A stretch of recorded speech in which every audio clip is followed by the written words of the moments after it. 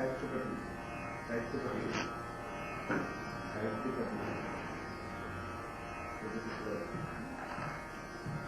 চৌধুরী রুবাইয়াত আহমেদ, নাটক ও নাট্যতত্ত্ব বিভাগে স্নাতকোত্তর শ্রেণীর নির্দেশনা গ্রুপের একজন পরীক্ষার্থী।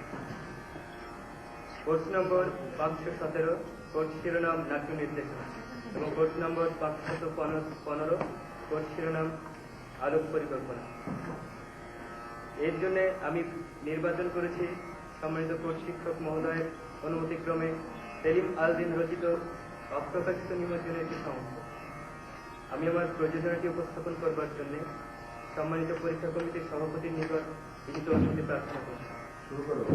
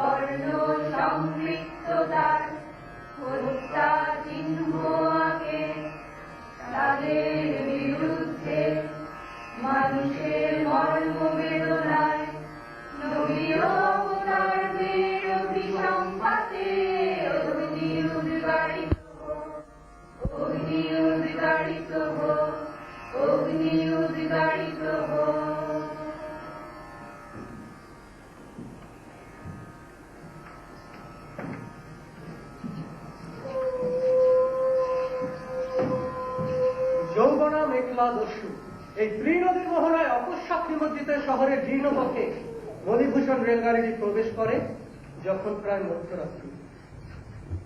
নিদ্রাকল্প আচ্ছন্নতার মধ্যে কখন কামরাটি জনশূন্য হয়ে গেছে। তথাপি একটি লোক এক কোণে অকস্মাৎ চাদর মুড়ি দেয়া। লোকটিকে একেবারেই তার প্রথমে চোখে পড়ে না। উপরন্তু তখন ট্রেন চলছিল। পূর্ণ জনশূন্য কক্ষের ভয় কাটিয়ে অন্ধকাতির ভূত দেখে হঠাৎ সে সহজ ভঙ্গির ভেতর কিছু একটা অনুমান করে চমকে ওঠে। প্যাসেঞ্জারহীন শূন্য কক্ষ সম্পর্কে সহজ নিশ্চিন্ত দৃষ্টির ভেতর অকস্মাৎ গায়ে সাদা চাদর মোড়ানো লোক দেখে একাকিত্বের ভয় থেকেও তার মনে দ্বিগুণ ভয় জেগে ওঠে। ততক্ষণে কামরার একেবারে কোনার দিকে বগি দেওয়ালের সঙ্গীত স্থল থেকে সেই লোকটি সমুদ্রে ভাসমান বিজ্ঞান শূন্য কোন এক আত্মের তলায় বলে ওঠে, এ কি রে, এ কি? আমি তো রঙের রং ভুল করে ভুল জেনে অন্য শহরে এসে উপস্থিত হয়েছি। হাই হাই রে ভুলা মন, একটা না আসতো ঘরটা চেনে তোরা এ কোন শহরে এসে উপস্থিত হইলাম। এত লম্বা একখানা ট্রেন, একটা মানুষ নাই, এ কোন শহর, কি নাম? এ শহরে কি কোনো মানুষ নাই? এ ভাই, শহরে মানুষ যদি নাই ভিক্ষা বাবু কোত্থেকে? তুমি এই শহরের বিশাল প্রবেশ পথে আসিও না। উপনিবেশ আমলের জীর্ণ মলিন স্টেশনের পথ নিরাপদ, তবে তাহা সহসা নদীর ভাঙনে ভাঙনে বিলুপ্ত হইয়া যাইতে পারে। এখানকার ট্রেনের সহজে কেউ আসে না, তাহা শহর হইতে 9 কিলোমিটার দূরে। তুমি জলপথেও আসিও না। এখানকার নদী ভোলগা মিসিসিপির মতো নহে। তাহাদের চারিত্র লক্ষণে প্রকৃতি ও মানব সম্বন্ধ খুঁজিয়া পাওয়া যায়। উপরন্ত এ পথে আসলে তোমার ভয়ঙ্কর বিপদ হইতে পারে, কিন্তু কি বিপদ সেটা বুঝতে পারে। গাড়ি থামবার পর নাম্বারের স্থলে সে ঘন অন্ধকার দেয়, কিন্তু স্টেশনের চিহ্ন কোথায়? নিচ্ছিদ্র ঘন অন্ধকারে ভাসমান লণ্ঠন প্ল্যাটফর্মে পা রাখতেও ভয় পায়। হেঁটে নিজেকে ঠক ঠক করে হেঁটে যেতে দেখে আবার খুব সাহস আনে মনে। শহরে কি মানুষ নাই? শহরে মানুষ যদি নাই, ভিক্ষা পাবো করতে কেন? এই ট্রেন তাদের পৃথিবীর শেষতম ভূখণ্ডের ভ্রমণের প্রান্তে এসে দাঁড়িয়েছে। তার মনে হয় একবিংশ শতাব্দীর দ্বার প্রান্তে এসে তার মতো এতটা সন্দেহ প্রবণ আর কেউ হয় নাই। কারণ গত শতাব্দীতেও সেই সব কবি, দার্শনিক, বিজ্ঞানী সাম্যকী গণতন্ত্রের মধ্যে দিয়ে মানুষের নবনব উত্থানকে করেছে নিশ্চিত জ্ঞান। কিংবা তার আগের শতাব্দীতেও খোদার সঙ্গে মেফিস্টোফেলিস বাজি ধরেছিল মানুষের চূড়ান্ত আকাঙ্ক্ষার গন্তব্য ও তার স্বরূপ নিয়ে। সে বলেছিল, মানুষ নিয়ে এত পরিতৃপ্তির অবকাশ কোথায় আকাশে বিপদে? সে তো নদী, ইন্দ্রিয় পরতন্ত্রে। মহত্তা বলকে যাকে দেখাবে, আমি তাকেই নিয়ে যাব নরকের পথে। কিন্তু সেই বাজিতে শেষ অবধি হেরে গিয়েছিল শয়তান। পথে যেতে যেতে নদীর কিনার করে হাঁটেছে। সাঁঝে রাত্রি হলে এই মহান নদীর সেখানে সে একটি সাঁঝ তারাও কামনা করত। তিন নদীর একত্র বিশাল বিরাল স্থলকে এ শহর চিনেছে কিনা, কিংবা এ নদী তাদের পণ্য সভ্যতার আমদানি রপ্তানির রেখা মাত্র। এ শহরের লোকেরা তবে কেমন? তারা কি নুহের প্লাবন করে নাই? লুৎনগর ধ্বংসের ফেরেশতাদের মানবরূপী চেহারা সম্পর্কে আলোচনা করে নাই? আগন্তুক ভাবে, মৃত্যুকে আমি সহজ চোখে দেখতে চাই। রাখাল যেরকম বটিকে প্রান্তরে অসত্য ছায়া বাঁশি বাজায়, দূরে সাদা লাল কালো, সাদা কি লাল কালো চিতাপাড়া গরু চড়ে, এইসব সহজ দৃশ্যের মধ্যে ব্রাজিলের রিও ডি জেনিরোতে এক কমিউনিস্ট অ্যাক্টিভিস্টের সঙ্গে আগন্তুকের দেখা হয়েছিল। সে পার্টির কাজে লিমায় যায়। সেখান থেকে পেরুর নর্থ পশ্চিম প্রত্নতাত্ত্বিকরা তথাকার সিপান অঞ্চলে ধর্মীয় কৃত্যে গণহত্যার আয়োজন ছিল বলে প্রমাণ পেয়েছিল এক রাতে। সে খুব উত্তেজিত হয়ে তার অভিজ্ঞতা আর বেদনাঘন প্রতিক্রিয়ার কথা আগন্তুকের কাছে ব্যক্ত করে। প্রথমে অনুচ্চ, তারপর ক্রমাগত উচ্চ কণ্ঠে, যেন বা সে তার প্রতিপক্ষ ইতিহাসের সঙ্গে ঝগড়া করছে। মধ্যরাতে তার কণ্ঠ ঘষাটেও ভৌতিক হয়ে ওঠে। ধর্মের বিতর্কিত রক্তস্রোতের ধারা আমি দেখেছি। সেও এক গণহত্যা বটে। পেরুথিয়ার উত্তর সমুদ্র তটে সিপার অঞ্চলে আজ থেকে 1500 বছর আগে যারা বাস করত, বৃহৎ ব্লকে গড়েছিল পিরামিড সদৃশ পাহাড়। আমি কি সেখানে ছিলাম? সভ্যতা, তোমার চোখের পাপটা কি ভিজে ওঠে নাই যখন সিপান দেবতার নামে নরবলি হতো সূর্য পেরুভীয় পিরামিড খাঁচে? সোনার মুখ করে হত্যাকারীরা ভরে দিয়েছে ভিন্ন সম্প্রদায়ের নারী ও পুরুষ সারে সারে। আমি যেন দেখতে পাচ্ছি তারা যারা পেরুর বসন্ত রাত্রি। সারা রাত সূর্য বসার তারই নিচে ধৃত পিছনে 2 হাত বাঁধা শত বন্দী।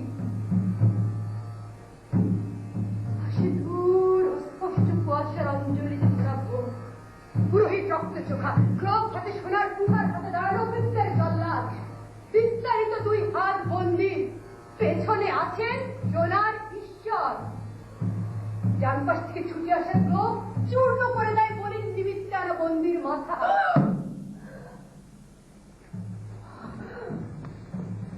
টাটকা রক্ত সোনার স্বর্গীয় পাত্রে।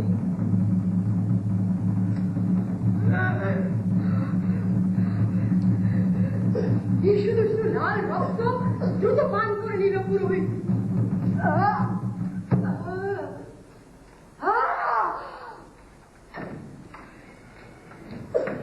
তারপর হাত পা কেটে ফেলা নরমাংস ভোজ, ঘৃণা ও প্রতিশোধের কৃত্য।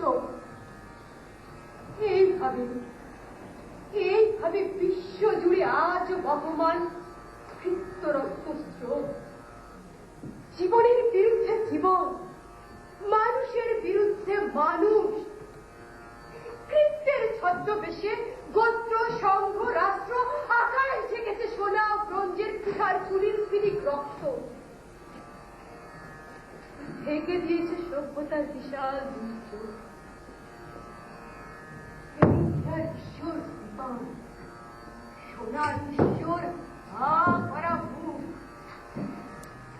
তার হাতে সোনার কাঁকড়া। সেই কাঁকড়ার চোখে সে দেখেছে মানুষ। থামো!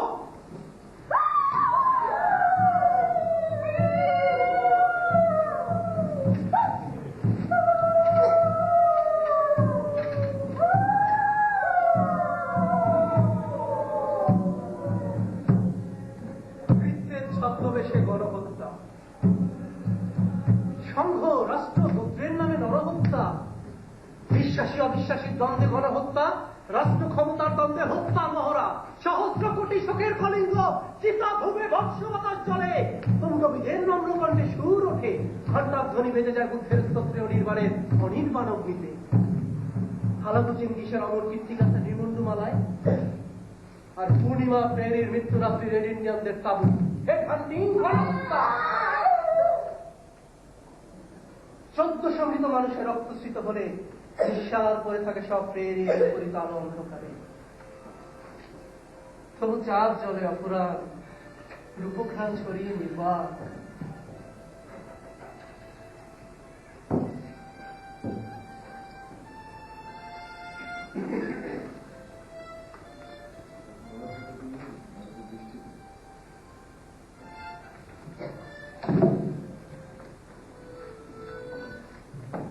বন্ধুর বাড়িতে দ্বিতীয় কি তৃতীয় রাত্রি যাপনের সন্ধ্যায় সাহিত্যের অধ্যাপক আসে, সাথে তার সেই প্রজাপতির ডানা কুড়ানো মেয়েটি।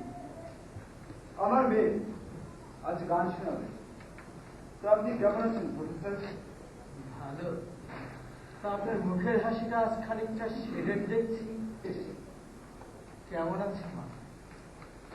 তারপর ভোজন পর্বের আগে মেয়েটি গান ধরে তার পড়ায়। এক নিঃসঙ্গ তারের কম্পন নিষ্বার আগে আরেকটি তার সরু কি মোটা ছন্দে অনুরণন ধ্বনি তুলে অন্ধকার আকাশ ও ছাদের শূন্যতাকে ভরে দেয়।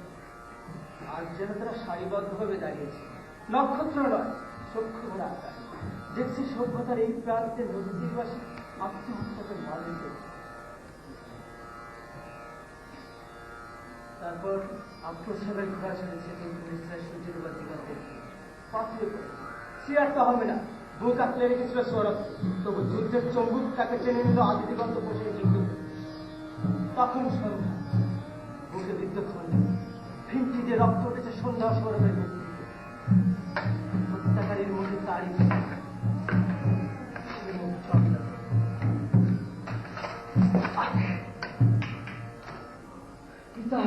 তুমি কোথায় দেখি যাও তোমার পুত্রের হত্যাকারীকে? প্রদেশের হত্যার বিধান লঙ্ঘন করেছে খুন। কে তোমার পিতা? সে তোমার যে বীর্যবান, সে তোমার মতো কাপুরুষ নয়। তুমি পরাজিত।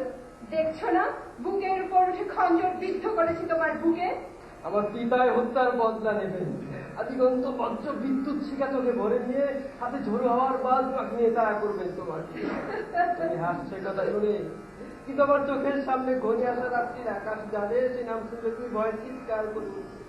কারণ ঝড় খবে তিনি ফেটে পড়বেন তোমার মাথার উপর। আমার বুকের উপর বলবার জন্য তখন তুমি অনুতাপ করবে, আর তখন তুমি তো বলবে, মহামূল্য রুস্তম, আপনার কাছে আমি প্রাণ ভিক্ষা চাই। প্রমাণ বলেছি না ভয় পাবে না শুনে, বলেছি না এটা আমার হায় যুদ্ধ, হায় বীরত্ব। সৌরভ, জাগো জাগো, আমি তোমার পিতা। তুমি যদি মরবে তবে আমি কেন বেঁচে থাকবো? সেই আর্তরা মহাকাব্যের পঙ্ক্তিতে আজ শোনা যায়। তবুও পৃথিবীর যুদ্ধ ক্ষমতা সায়নি। একদিকে মানুষ চেয়েছে নক্ষত্রের শান্তি, অন্যদিকে আরেক দল ঝাঁপিয়ে পড়েছে হত্যাকে অনিবার্য উপায় দিয়ে। লুণ্ঠন, অগ্নি, খুন, ভাস্বরের রক্তাক্ত যমুনা সৃজন করেছে ইথেচিস, টাইবার, পদ্মা, বিভ্রগতির লক্ষ্যের জলজ।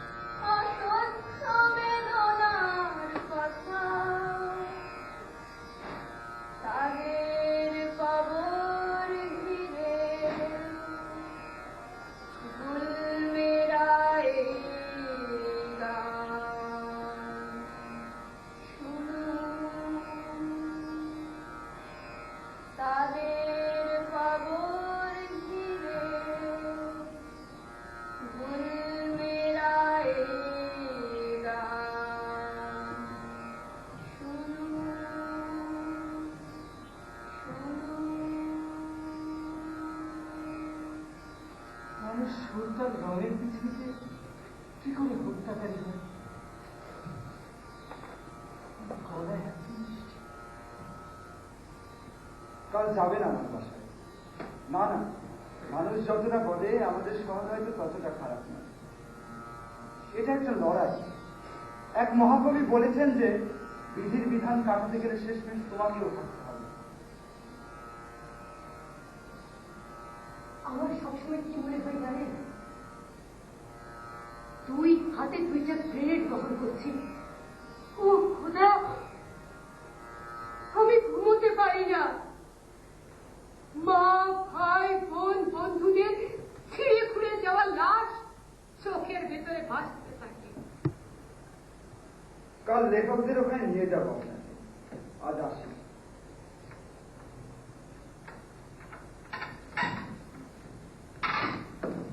ইনি অসাধারণ, যে কোনো হত্যাকে দৈব বলে মানেন। তাই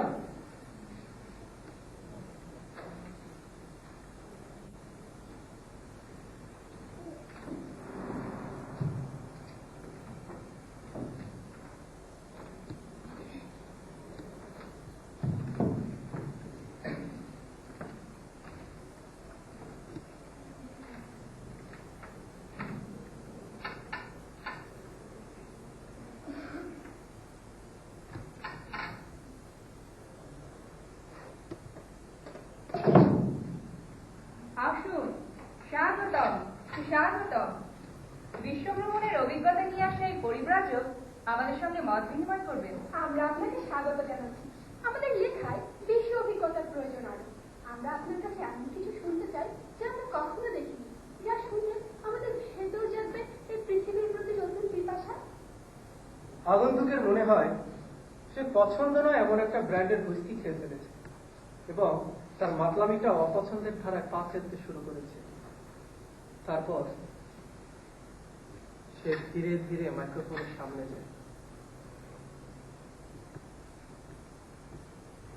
আমি রুয়ান্ডায় 18টি তুৎসি শিশুকে একটি গর্তে কবর দিয়েছি। হুতুরা সীমান্তের কাছে পালিয়ে আসা 2000 লোকদের এক রাতে গুলি করে হত্যা করেছিল। আমি সুদানের সীমান্তে গিয়েছিলাম। একটা ট্রাইব যারা মাটি, পাথর আর সূর্যের পূজা করে, তাদের পুরো একটা গ্রামের মেয়েদের ধর্ষণ করেছিল সুদানের সৈন্যরা। এরপর বলতে পারি সিয়েরা লিওনের কথা। মসজিদ মেশিন গানে ঝাঁঝরা করে দেওয়া হয়েছে। নাইজেরিয়ার বিরোধী দলীয় গণতান্ত্রিক নেতাকে ফাঁসি দেবার পর আমি সেখানে ছিলাম। নাইজেরিয়ার পথে পথে লাশ ভর্তি ট্রাক ছুটেছে মুসলিম খ্রিস্টীয় গণস্থানের দিকে। সেখানে যিশুর শরীর কালো পাথর ছুঁড়ে ভাঙা হচ্ছে।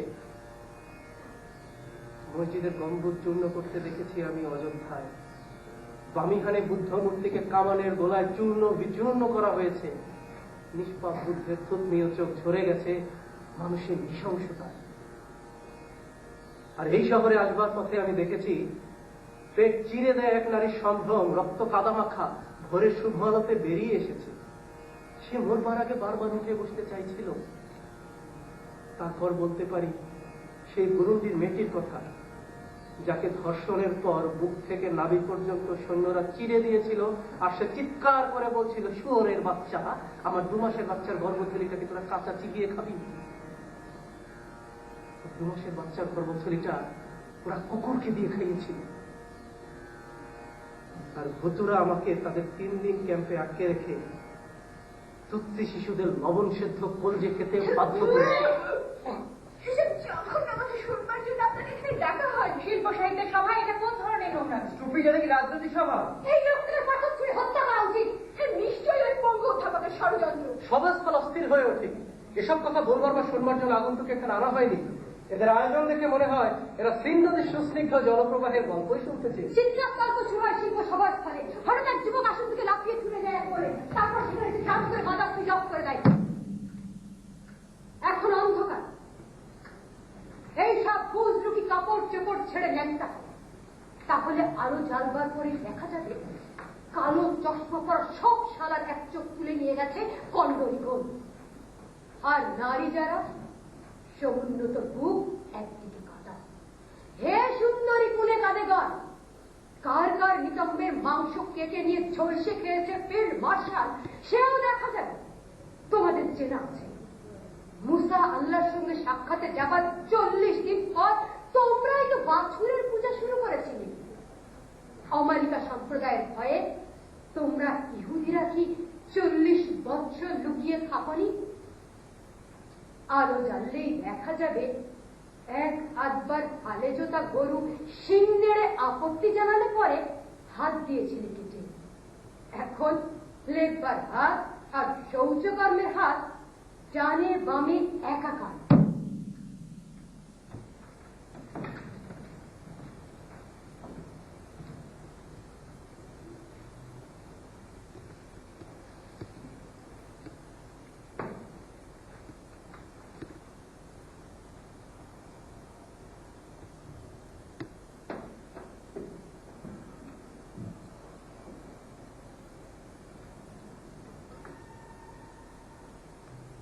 কবে এসেছেন এ শহরে?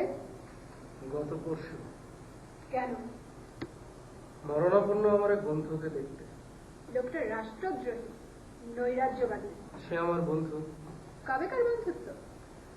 ওর সঙ্গে আমার 31 কি 33 বছর পরে দেখা। কতগুলো দেশ ঘুরেছেন? 20-25টা। লেখক সঙ্গে যাবার কারণ? আমি আমন্ত্রিত অতিথি হিসেবে সেখানে গিয়েছি। সেখানে ভ্রমণের অভিজ্ঞতা না বলে দেশ বেছে বেছে গণহত্যার কথা কেন বললেন? কারণ আমার অভিজ্ঞতায় নদী মানুষের ব্রথেলের উচ্চকিত রাত্রি ছিল না। কারণ আমি ধর্মের নামে, গণতন্ত্রের নামে অবিশ্রাম গণহত্যাই দেখেছি। এই দুই হাতে নাইজেরীয় প্যালেস্টাইনি পাক্তনীদের অগণিত লাশ টেনেছি। আপনি কি নাস্তিক? ভেবে দেখিনি। আপনি এ শহরে গণতন্ত্রীদের সংগঠিত করতে এসেছেন। আপনি বলে বেড়াচ্ছেন এ শহর ডুবতে বসেছে। না, আমি এসব কথা বলিনি।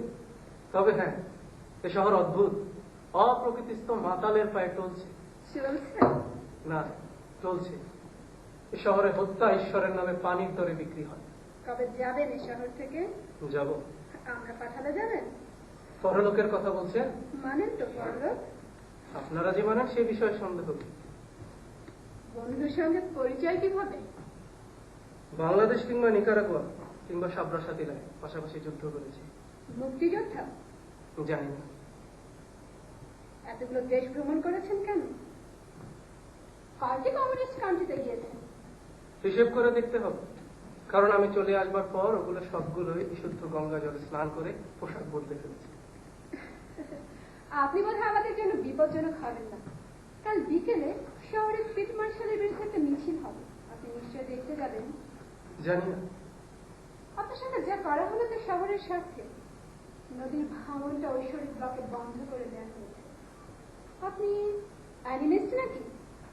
না, মানে নদী বিক্ষয়িতদের প্রাণ চান আছে, নদীও প্রতিশোধ নেবে দেবে নাকি? মানে কবি হঠাৎ করে হাত কাটা যাওয়ার আগে এসব কথা বলছিল। আচ্ছা, আসুন।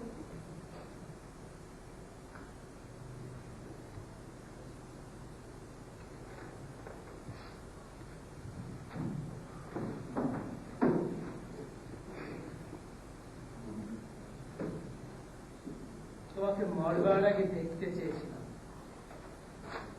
এই জন্য যে আমার মনে হয়েছে তোমাকে দেখলে অদেখা পৃথিবী দেখা হয়ে যাবে।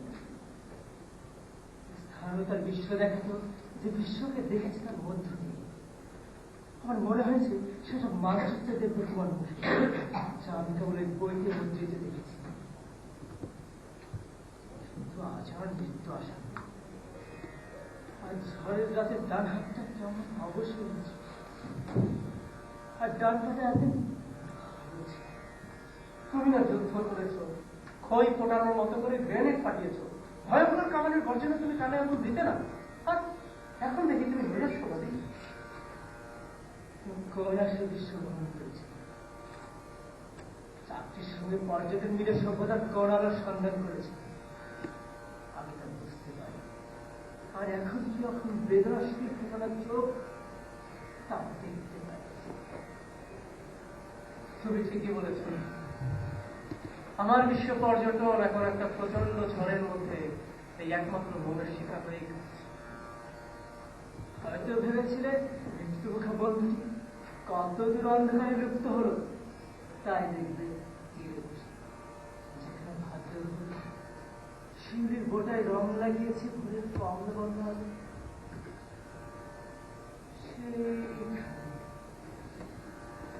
আর আলোর শেষ সীমার এখানে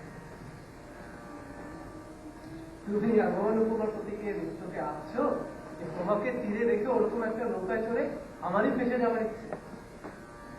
আমি 30 বছর ধরে একটি গ্রহণকে লিখেছি, মরবার আগে যে গ্রহণের পাণ্ডুলিপিটি তোমাকে দিয়ে যেতে চাই। কিসের বুঝি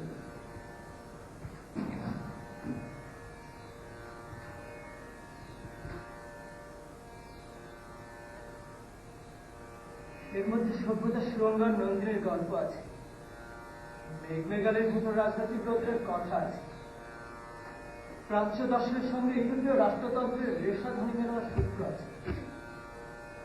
কিন্তু সামনে তার অনেকখানি পরে যেটুকু আছে তাতে ঝড়ের সাথে করতে ফুসে ওঠা নদীর সাথে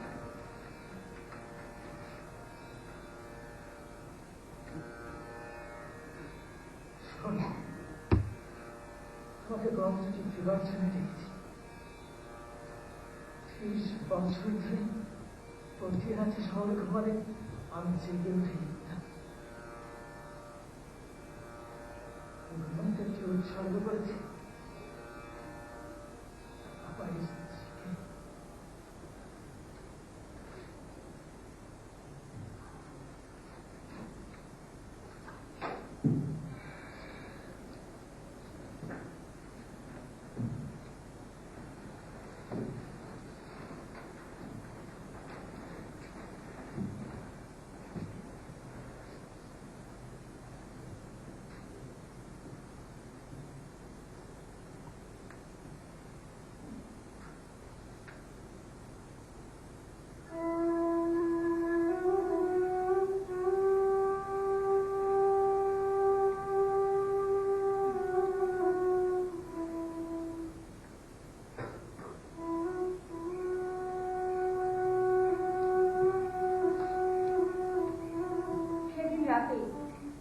অধ্যাপকের স্ত্রীকে 11 জন আর কবিরগঞ্জ মেঝেতে 8 জন ধর্ষণ করে। যাবার সময় মেয়েটির জিভ কেটে দিয়ে যায় ধর্ষণকারীরা। পরদিন রাতে সেই অন্ধকারে স্ত্রী তার চিরকালের দাম্পত্য বিছানায় শায়িত। সে বারবার অসুস্থ স্বরে বলে, বিছানাটা পাততে দাও। তার রক্তক্ষরণ বন্ধ শরীরে নতুন রক্ত সঞ্চারিত হয়েছে। 3বার বিছানা চাদর পাতে ফেলার পরও তার মুখ থেকে একই কথা নিঃসরিত হয়, ও নোংরা চাদরটা পাল্টে দাও। সহসা তার মনে হয় সে একটি শিশুর জন্ম দিয়েছে। ধর্ষিতার বেদনা বিস্তৃত হয়ে প্রসবের অসহ্য স্মৃতি মাকে ঘিরে ধরে। সে অন্তঃস্থের ভেতর সত্য প্রসূত শিশুর কান্না শুনে।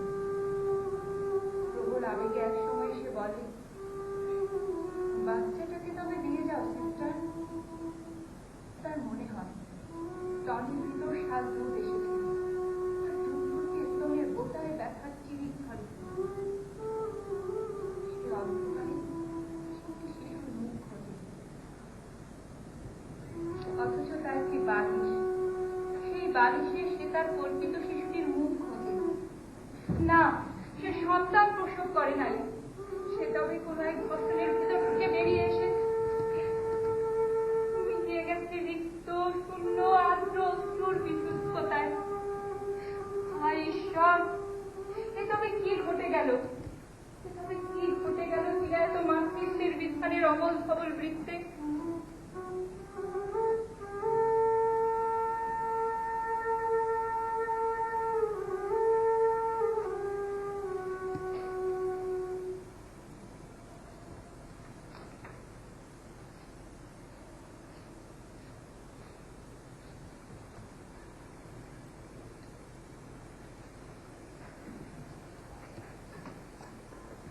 আর এই ঘরে কন্যার শয্যাপাশে পিতা। মেয়েটির জিভ নাই, সেই ইশারায় কাগজ আনতে বলে।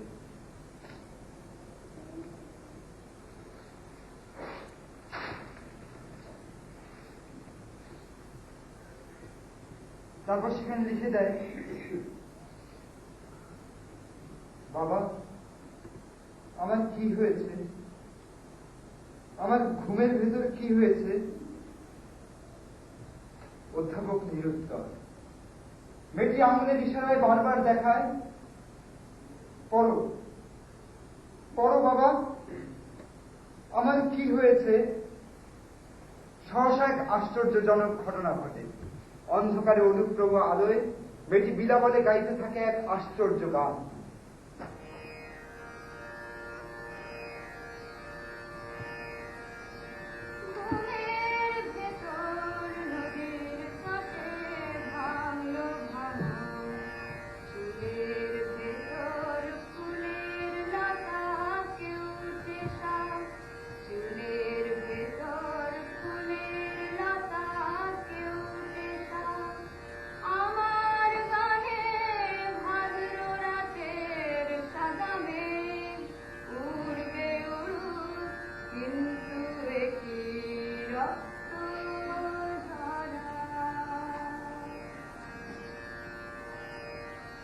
অধ্যাপক আবিষ্কার করেন, এতক্ষণ মেয়েটি কোনো গান গায়নি। নৃত্যকার প্রেমে, স্নেহে, শিল্পতত্ত্বে যে ঘর করেছেন তা এক রাত্রির অপ্রাকৃত দুঃস্বপ্নের নরকে প্রবেশ করেছে। মেয়েটি তানপুর আঁকড়ে ধরে হুহু করে কাঁদে। কেউ কথা বলে না, কেবল 9 বছরের বালিকাটি কর্তৃত জিহ্বা নিয়ে কাঁদে, কেবলই কাঁদে।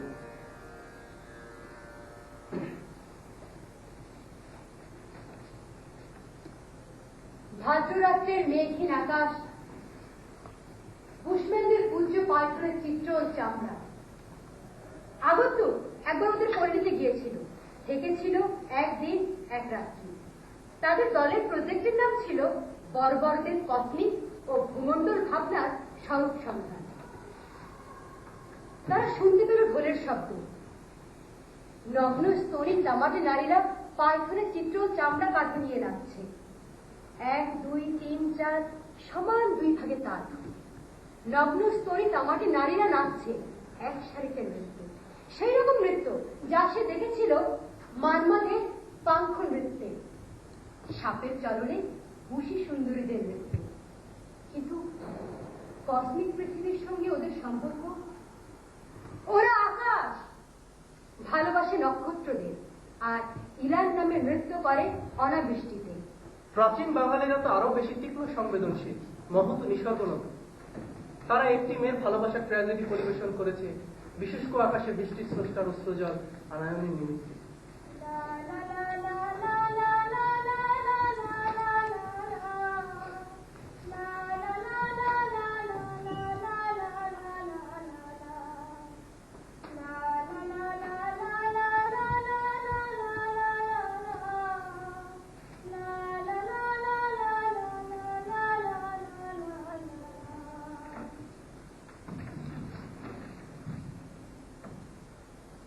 সবুজের বিরুদ্ধে খরা, তার জন্য আকাশের মর্মবেদনা তো জাগতেই পারে।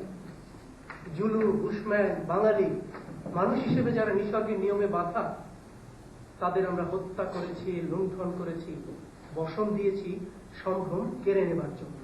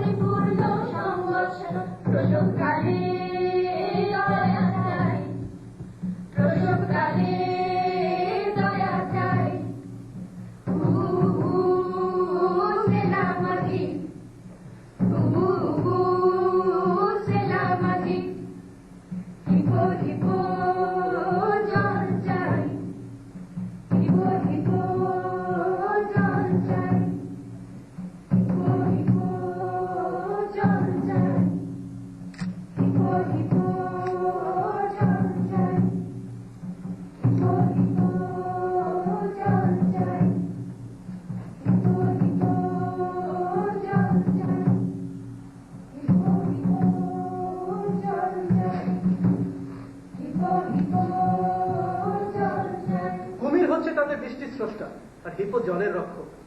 আমাদের সেই দল অভিভূত হবার মতো প্রজেক্ট রিপোর্ট জমা দিয়েছিল। আকাশ নক্ষত্র পশু পাখি সম্পর্কে ওদের হিসেব কসমোলজিস্ট ও পদার্থবিজ্ঞানীদের চেয়ে অনেক বেশি মানব।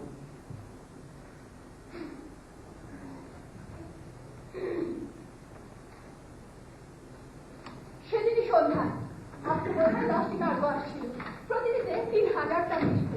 বাকি ঘরের ভুল সঙ্গে সর্বনাশ ঘটালে সেখানে 10টি জাহাজ জোড়ায় জোড়ায় ছোটে ছোটে দুপাশে আছড়ে যে পেতে যায়। বিএনপির হিংস্রতায় ফাটে এক আশ্চর্য হিরোশিমা জ্বলে ওঠে বিশাল আকাশ আর নদীর বুকে। শরীরে আগুন লেগে গেলে অসহ্য প্রদাহে শত শত লোক নির্মদের মোহনায় ঝাঁপ দিতে উদ্যত হল। এই নদী তাদের চিরপরিচিত, সে নদী তাদের আশ্রয় দিল। এক অপ্রাকৃত ক্রুদ্ধ বাঘের চোখে নদী চেয়ে আছে তাদের দিকে।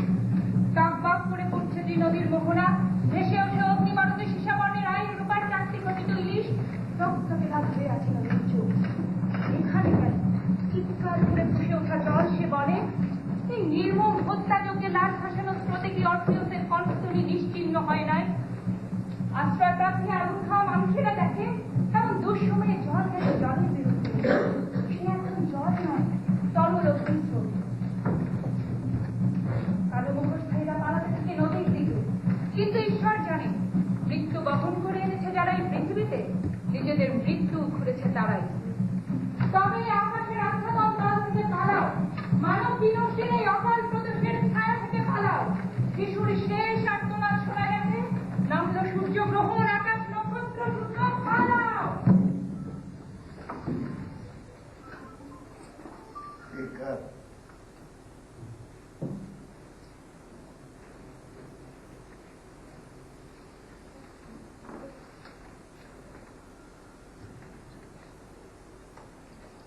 নতুন প্রজন্মের যুবক, তোমাকে বাঁচতে হবে। আর সেই মেয়েটি কোথায় যে কাগজে লিখে দিয়েছিল, জিজ্ঞাসা করেছিল তার কি হয়েছে, যার উত্তর তার পিতা দিতে পারে নাই বলে আত্মহত্যা করেছে, যার উত্তর সভ্যতা দিতে পারে না, মেসোপটেমিয়া পারে না, ইজিপ্ট, রোমান, প্রাচীন পাকলবি কি ইনকা মায়া দিতে পারে নাই, সেই উত্তর জানতে হবে এই সভ্যতার কাছে, যে সভ্যতা আবার নতুন করে প্রশ্নটা তৈরি করেছে, ছুড়ে দিয়েছে মাদ্রিদ, রোমে, বাঙালির মুক্তিযুদ্ধে, বুরান্ডা, উগন্ডি, নাইজেরিয়াতে, প্যালেস্তাইনে, কান্দাহারে, কাশ্মীরে। ছুটতে ছুটতে তারা পেরিয়ে যায় জ্বলন্ত শহরের শেষ প্রান্তে। কিন্তু ও কে? রাস্তায় দাঁড়িয়ে ধুলি ঢাকা নব্য ভাস্কর্য, কে কে?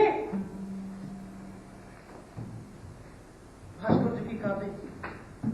কাঁদবে না কেন?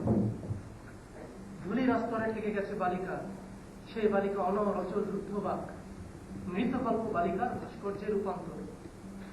আগন্তুক কাঁধে তুলে নেয় মেয়েটিকে, মেয়েটি হু হু করে কাঁদে। আগন্তুক শিষ্য ছাত্রটি ক্রমে শহর ছেড়ে পালাচ্ছে, দ্বিতীয় পালাচ্ছে। আগন্তুকের কাছে মেয়েটি, শিষ্যের হাতে মহান পাণ্ডুলিপি সেই গ্রন্থটি। তারপর নিমজ্জন থেকে বেরিয়ে আসা এক কতটা সামনের দিকে এগোতে থাকে।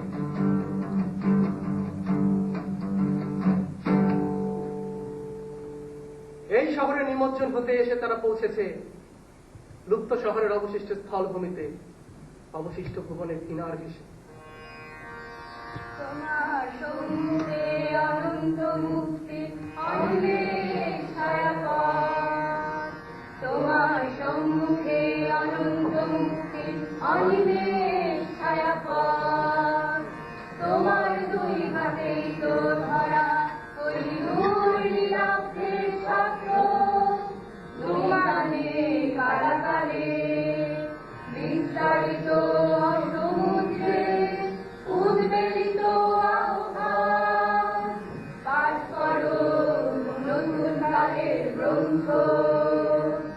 চলো মানুষ, চলো মানুষ, সে কেবল চলা, চলতে থাকা, সে কেবল চলা, চলতে থাকা, সে কেবল চলা, চলতে থাকা, সে কেবল